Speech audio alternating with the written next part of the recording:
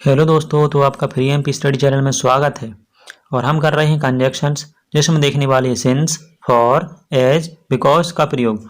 तो ये देखेंगे कि सिंस, फॉर, एज, बिकॉज में से इसका कहाँ पर प्रयोग होता है और इसकी मीनिंग जो होती है इन सभी की वो होती है क्योंकि या चूंकि। तो जब सेंटेंस में क्योंकि या चूंकि का सेंस आता है या मीनिंग आती है तो उसकी जगह पर हम सिंस, फॉर, एज या बिकॉज का प्रयोग करते हैं। तो सबसे पहले हमारे लिए देखना ये है कि सिंस कहाँ पर लगेगा सेंटेंस में। तो ये शुरुआत में यूज होता है, ठीक है। और जो फॉर है वो फॉर का यूज मिडिल बिगिनिंग में होता है। इसी तरह से एज का यूज भी है मिडिल और बिगिनिंग में होता है, मतलब कि शुरू में और सेंटेंस के बीच में यूज हो सकता है, ठीक है। इसी तरह से जो बिकॉज है वो है केवल सेंटेंस के बीच में यूज होता है, पहले नहीं आता। पहले किसकी शुरुआत में यूज होता है? सिंस का। तो सिंस मीन्स चूंकि, मतलब वही मीनिंग हो गई क्योंकि या चूंकि। तो एग्जाम्पल देखने वाले हैं अब हम इनके। तो एग्जाम्पल में क्या है? सबसे पहला, चूंकि मैं बीमार था इसलिए मैं नहीं आया। तो यहाँ पर क्या है? चूंकि मैं बीमार था इसलिए मैं नहीं आया। तो जब सेंटेंस में पहले ही चूंकि दिया है तो हम इसकी जगह पर क्या करेंगे? सिंस का प्रयोग, क्योंकि सिंस का प्रयोग सेंटेंस की शुरुआत में किया जाता है जबकि बिकॉज का सेंटेंस के बीच में किया जाता है। और फॉर और एज का प्रयोग जो है वो बीच में भी होता है और शुरू में भी होता है। तो इस तरह से हम क्या करेंगे? इसके लिए इंग्लिश में ट्रांसलेट करेंगे तो क्या हो जाएगा?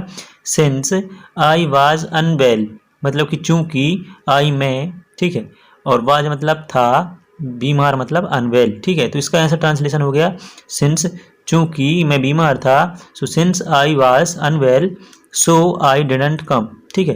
तो क्या हो गया? इसलिए मैं नहीं आया, सो आई डिडंट कम। तो इसी सेंटेंस को अब हम और भी टाइप से कर सकते हैं, मतलब कि सिंस की जगह पर हम एज और फॉर का भी प्रयोग कर सकते हैं। बाकी का सेंटेंस एज इट एज रहेगा, मतलब कि जैसा लिखा है वैसा ही रहेगा। तो यहाँ पर जो हमारा सिंस था वो शुरुआत में आता है और बिकॉज का प्रयोग इसलिए नहीं हुआ क्योंकि वो बीच में आता है। तो जब बीच में हमारे लिए क्योंकि मिले या चूंकि मिले तो वहाँ पर हम बिकॉज का प्रयोग करेंगे, जबकि एज और फॉर का प्रयोग दोनों जगह पर कर सकती है, शुरू में भी और बीच में भी। तो जो नेक्स्ट एग्जाम्पल है वो है, मैं नहीं आया क्योंकि मैं बीमार था। देखिए सेंटेंस वही है, बस इसके लिए थोड़ा आगे पीछे किया गया है। तो यहाँ पर मैं नहीं आया क्योंकि मैं बीमार था, तो इसकी जगह पर हम क्योंकि आया है तो क्योंकि जगह पर हम बिकॉज रखेंगे, क्योंकि बीच में बिकॉज का प्रयोग होता है और शुरू में सिंस का प्रयोग होता है, ठीक है। तो क्या हो जाएगा? I did not come. तो यहाँ पर इसका मीनिंग क्या हो जाएगा इंग्लिश में? I did not come because, क्योंकि जगह पर रख दिया बिकॉज आई वाज अनवेल, क्योंकि मैं बीमार था, ठीक है।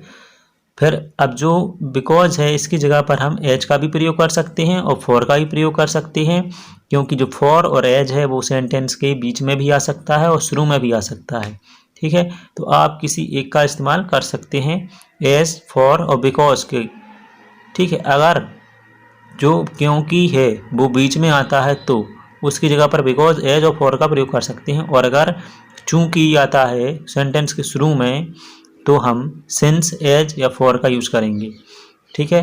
तो आशा करते हैं ये वीडियो आपको समझ में आई होगी। और इसमें जो मेन पॉइंट आप देख सकते हैं यहाँ पर कि I didn't come for I was unwell, ठीक है।